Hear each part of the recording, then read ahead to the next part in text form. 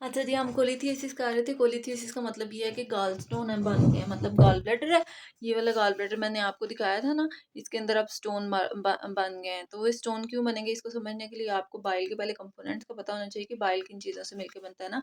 तो ये मैं लास्ट पार्ट में बताया कि bile is made up of, मतलब बाइल किन चीज़ों से मिलकर बना होता है, फॉस्फोलिपिड से मिलकर बना होता है। 5% बाइल में फॉस्फोलिपिड होते हैं। इसके अलावा बाइल साल्ट प्रेजेंट होते हैं बाइल में। साल्ट कितने परसेंट, और एसिड भी, बाइल एसिड भी प्रेजेंट होते हैं। कितने परसेंट प्रेजेंट होते हैं, 70%। और कोलेस्ट्रॉल भी प्रेजेंट होता है बाइल में, ठीक है। कोलेस्ट्रॉल प्रेजेंट होता है, ये 10% प्रेजेंट होता है, ठीक है। उसके बाद प्रोटीन्स भी कुछ प्रेजेंट होती है, 5% प्रोटीन्स होती हैं। और कॉन्जुगेटेड ब्लूबिन भी प्रेजेंट होती है, 1% होती है। अच्छा, अभी उस चीज़ को छोड़ें, बस अभी मेन हमने ये देखना है कि बाइल के अंदर जो मेन कंपोनेंट है 70% क्या है, बाइल एसिड है, 70% कोलेस्ट्रोल और फोस्फोलिपिड्स हैं, ठीक है। तो ये मेन कंपोनेंट पे आपने बस ध्यान देना है, ठीक है। तो बाइल किन चीज़ों से मिलकर बनी होती है, फोस्फोलिपिड्स, बाइल एसिड्स और कोलेस्ट्रोल से।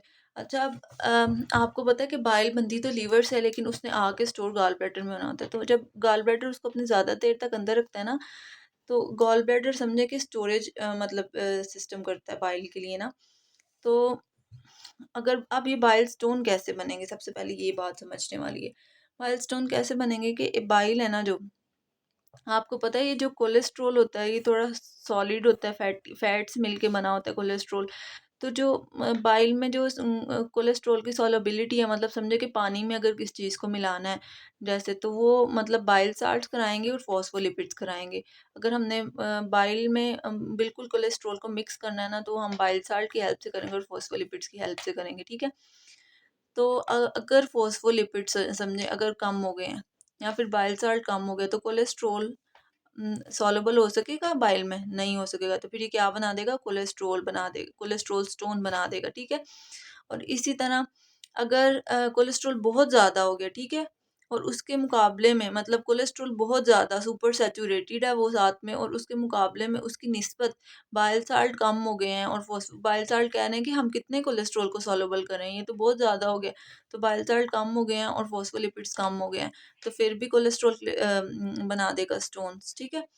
और ये बस हमने इसमें देखना है। अब चलें जी देखते हैं, solid round stone the gall bladder. अब क्या हुआ है कि राउंड स्टोन बन गए कहाँ, गॉल ब्लैडर के अंदर, ठीक है।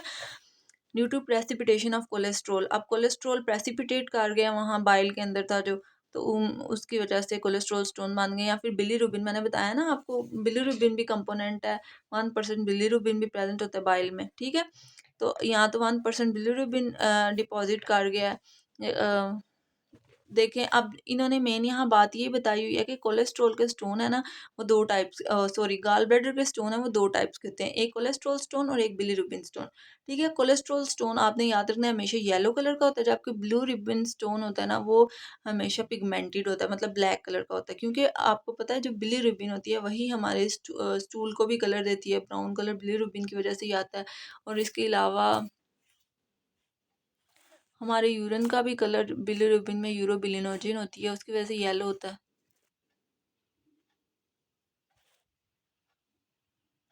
ठीक है। ये बात आपने याद रखनी है। तो अब बुक पे आ जाते हैं। तो यहाँ भी उन्होंने ये बताया कि प्रेसिपिटेशन ऑफ कोलेस्ट्रॉल हो जाती है, उसकी वजह से कोलेस्ट्रॉल बन सकते हैं, या फिर बिलीरुबिन स्टोन भी बन सकते हैं। जब बिलीरुबिन की वो हो जानी है, प्रेसिपिटेशन हो जानी है, arises with super saturation of cholesterol और बिलीरुबिन। तो फिर क्या हुआ कि सुपर सैचुरेशन, ये मैंने आपको 3 रीजंस बताई हैं ना किस वजह से कोलेस्ट्रॉल बनता है। सबसे पहली रीजन तो मैंने ये बताई है कि अगर फॉस्फोलिपिड कम हो जाएंगे, बाइल एसिड कम हो जाएंगे, उसकी निस्बत कोलेस्ट्रॉल बहुत ज़्यादा हो जाएगा। तो फर्स्ट रीज़न ये है कोलेस्ट्रॉल स्टोन बनने की। दूसरी रीज़न ये है कि कोलेस्ट्रॉल बहुत ज़्यादा हो गया और उसकी निस्बत में बाइल एसिड और फॉस्फोलिपिड कम हो गए, जिन्होंने कोलेस्ट्रॉल को सॉल्युबल ही नहीं बनाया। तो इस वजह से बाइल, और एक तीसरी वजह ये है कि स्टेसिस हो गया, मतलब अब कोलेस्ट्रॉल जम गया है गॉल ब्लैडर के अंदर, वो सॉल्युबल हो ही नहीं रहा, अपनी जगह से ही नहीं हिल रहा। तो इसकी वजह से भी कोलेस्ट्रॉल स्टोन बन सकते हैं। तो यहाँ भी हमने वही 3 रीजन पढ़ने हैं, arises with super saturation of cholesterol, और बिलीरुबिन सुपर सैचुरेट कर गया कोलेस्ट्रॉल, या बिलीरुबिन डिक्रीज फॉस्फोलिपिड, या फिर फॉस्फोलिपिड्स जिसने उसको सॉल्युबल करना था, जैसे कि लेसिथीन था जो कोलेस्ट्रॉल को सॉल्युबल करता था बाइल में, वो कम हो गया, इसकी वजह से कोलेस्ट्रॉल डिपॉजिट कर गया। बाइल एसिड कम हो गया जिसने उसको सॉल्युबल करना था। और स्टेसिस, या फिर वो एक जगह कोलेस्ट्रॉल रुक के रह गया, उसकी वजह से भी कोलेस्ट्रॉल स्टोन बनेंगे, ठीक है। Cholesterol stone yellow are the most common type. अब कोलेस्ट्रॉल स्टोन हमेशा येलो कलर के होते हैं, ये देखिए उन्होंने डायग्राम में भी दिखाई, ये आपको कोलेस्ट्रॉल स्टोन नज़र आ रहे हैं और ये आपको क्या नज़र आ रहे हैं, बिलीरुबिन स्टोन, इसलिए ब्लैक कलर के।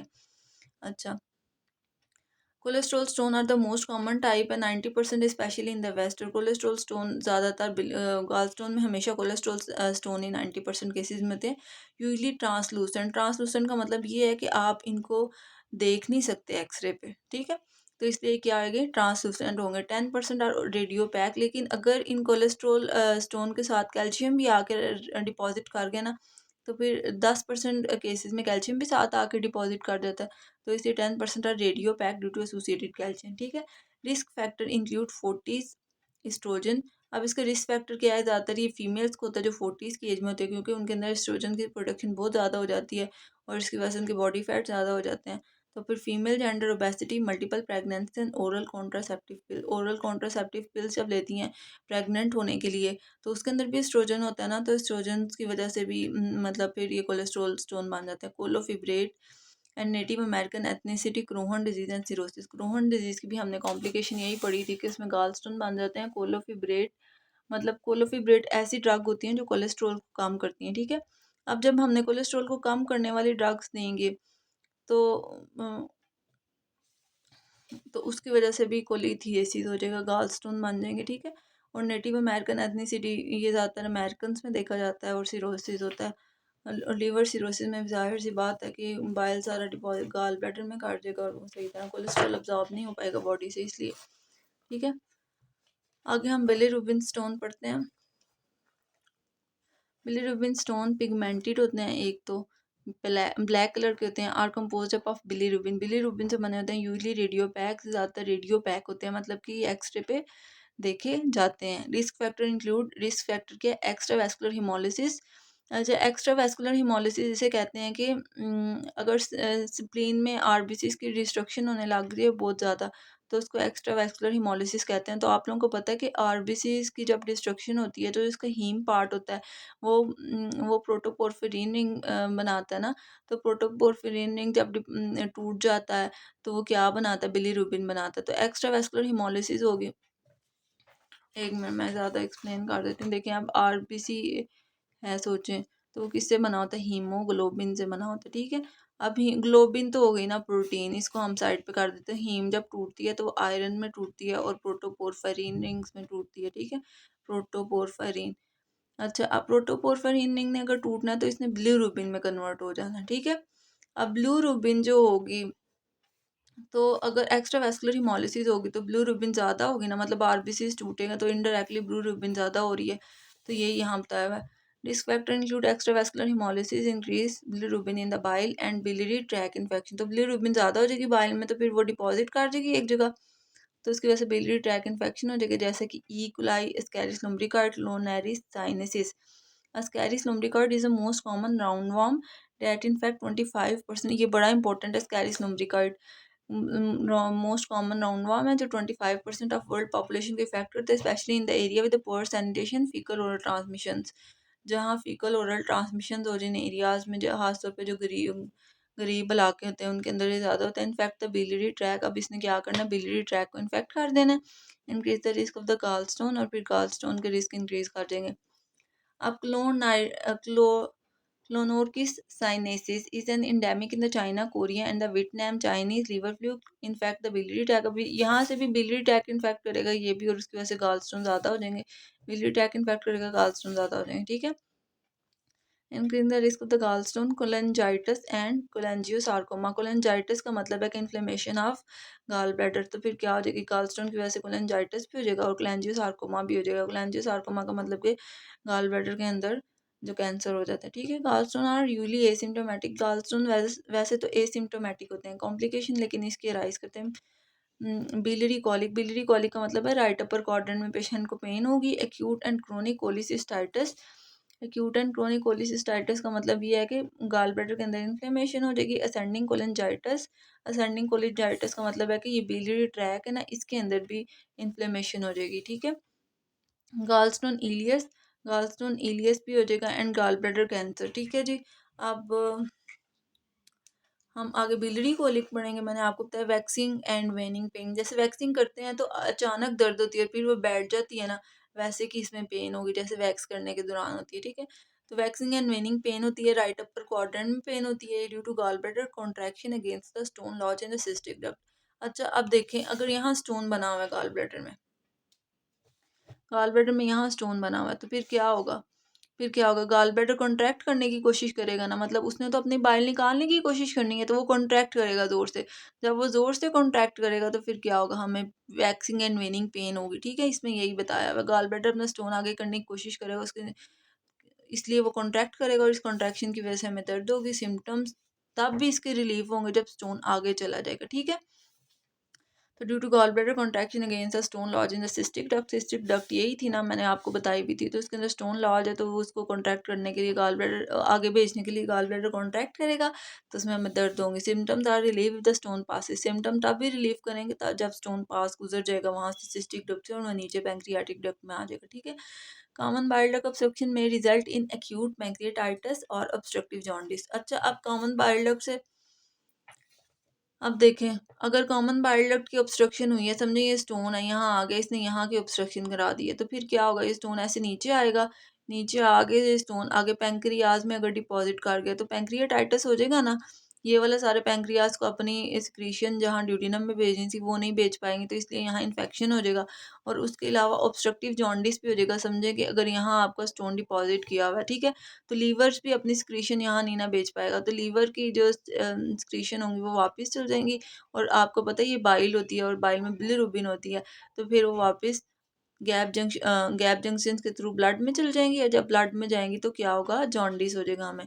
तो इसकी कॉम्प्लिकेशन यही है कि इसको ट्रीट ना किया जाए, अगर गॉल ब्लैडर को यहाँ से स्टोन यहाँ आ जाएगा तो फिर एक तो जॉन्डिस हो जाएगा और दूसरा पैंक्रियाटाइटिस हो जाएगा। ये अगर स्टोन नीचे आ गया और पैंक्रियाटिक डक्ट में आके पास गया तो पैंक्रियाज की इन्फ्लेमेशन हो जाएगी, तो उसको पैंक्रियाटाइटिस कहते हैं, ठीक है। अच्छा जी, आगे एक्यूट कोलिसिस्टाइटिस करना है हमने, इसका नाम से पता चल गया इन्फ्लेमेशन हुई है, और कोलिसिस्टाइटिस मतलब गॉल ब्लैडर है, सिस्टाइटिस इन्फ्लेमेशन हुई है उसकी, acute inflammation the gall bladder wall.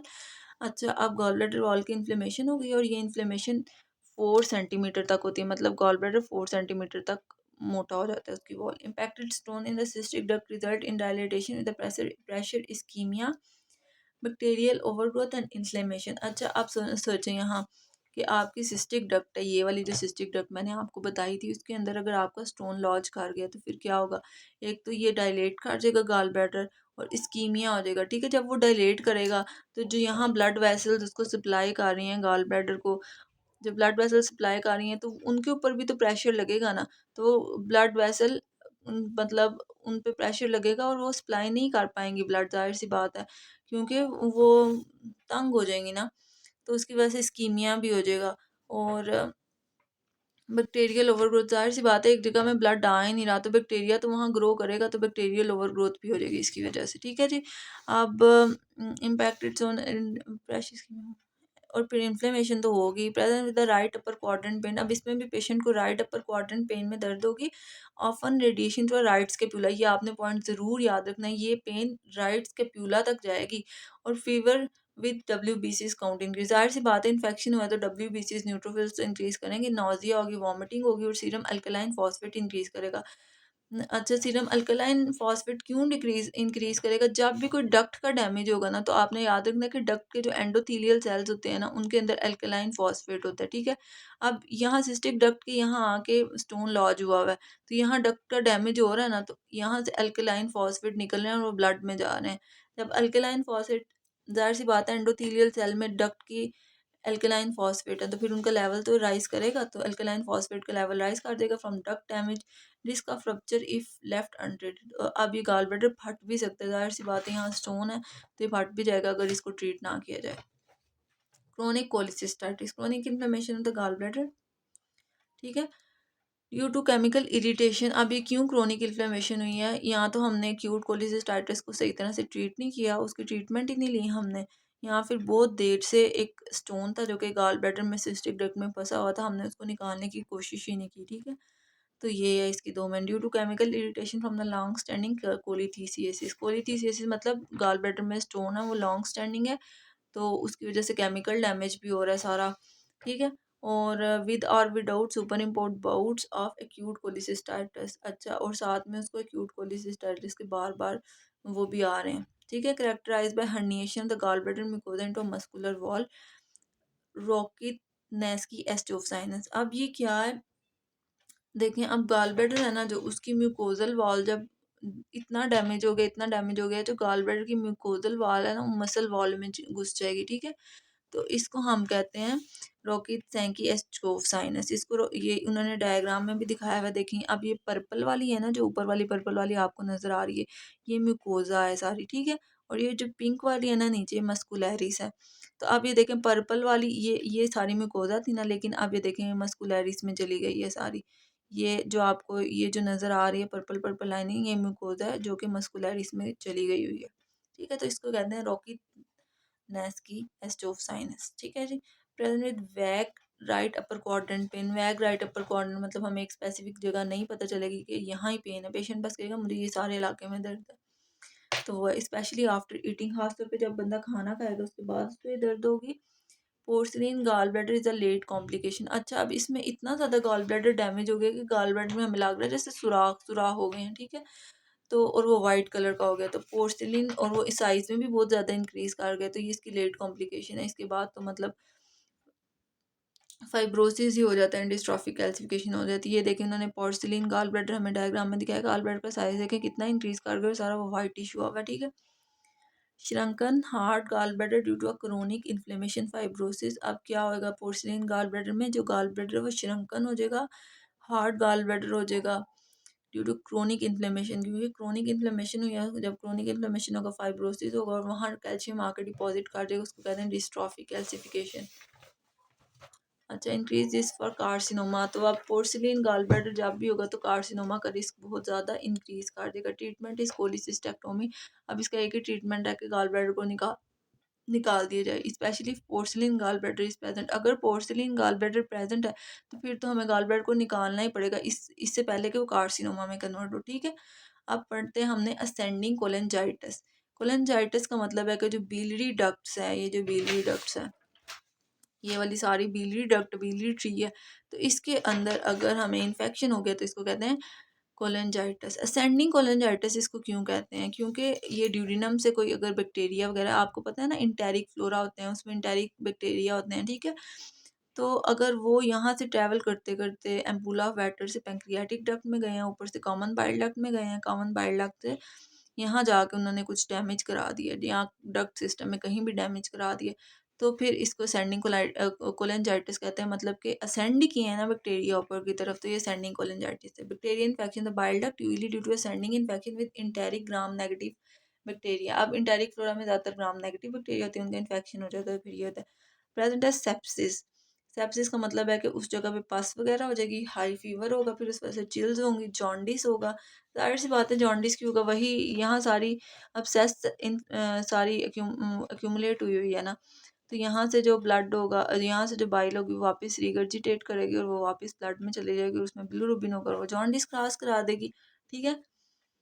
तो एब्डोमिनल पेन होगी पेशेंट को, increase incidence with coal stone in the biliary duct, ठीक है।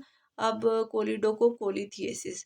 अब ये ज़्यादातर तब होगा, अब्सेस तो हाल ही नहीं ना सारा मतलब रोक सकती, बाइल डक्ट की ऑब्स्ट्रक्शन करा सकती, तो अगर यहाँ ऑलरेडी स्टोन प्रेजेंट होगा, ऊपर से इंटेरिक फ्लोरा से बैक्टीरिया भी आ जाएगा, वो अब्सेस भी बना देगा, तो फिर पूरी कंप्लीट ऑब्स्ट्रक्शन हो जाएगी, तो फिर मतलब बाइल जॉन्डिस काज कराएगी, मतलब बाइल की बैक फ्लो।